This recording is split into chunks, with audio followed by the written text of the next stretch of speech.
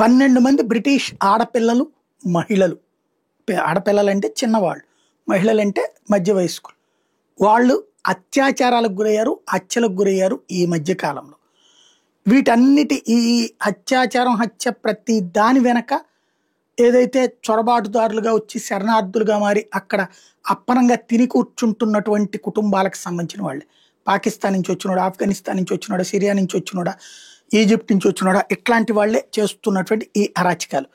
ఇట్లాంటి సందర్భంలో సాదిక్ ఖాన్ అట్లాగే కీర్ స్టార్మర్ ఈ ఇద్దరిని ఇప్పుడు నిలదీస్తున్నారు పబ్లిక్.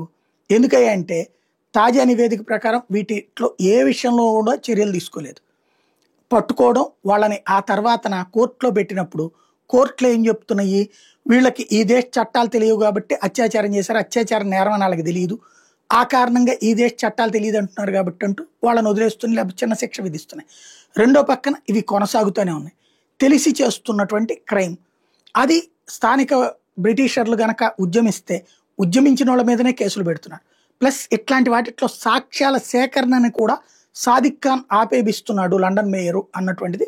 దానికి కీర్ స్టార్మర్ సపోర్ట్గా నిలబడుతున్నాడు. అదేమంటే చిన్నపిల్లల మీద అత్యాచారాన్ని చిన్నపిల్లల సంఘటనగా చూడమనేటటువంటి రూట్లో తీసుకెళ్తున్నారు వీళ్ళంటూ ఇప్పుడు మిగతా పార్టీలతో పాటుగా యూకే రిఫార్మ్ పార్టీ సీరియస్గా ఆరోపిస్తోంది.